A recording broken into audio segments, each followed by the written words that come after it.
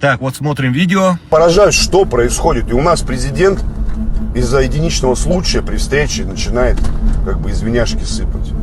Да, извиняшки как бы это нормально в международных отношениях. Почему бы нет? Ну тогда почему перед нами не извинились? И сейчас смотрим второе видео.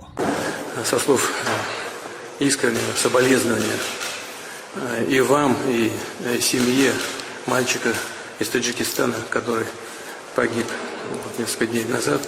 Теперь мне скажи, ты чё обнюхался? Ты вот что выпил? Или с какой дурки ты сбежал? Где ты там услышал извинения? Где там были извинения? Скажи мне, пожалуйста. Там Владимир Владимирович говорит, я соболезную вам. То есть всему народу. Это нормально. Вот как ты и сказал, это нормально.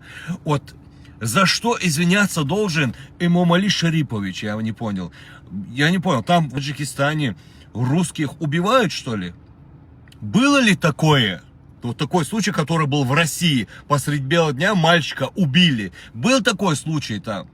Не было такого случая. Так что давай ты свой рот закрой. И вообще про Владимира Владимировича не наговаривай того, что не было. Он ни перед кем не извинялся. Я еще хочу отметить, что вот этого человека надо взять под контроль. Потому что он говорит тех вещей, которых не было публично о президенте Российской Федерации. Поэтому определенные структуры должны взять под контроль вот этого человека, проверить его. Может, он действительно под наркотой ходит, пьет, я не знаю, что он делает. Его надо для его анализы проверить, что он употребляет, что он такие вещи говорит о президенте Российской Федерации. Пожалуйста, возьмите под контроль вот этого человека.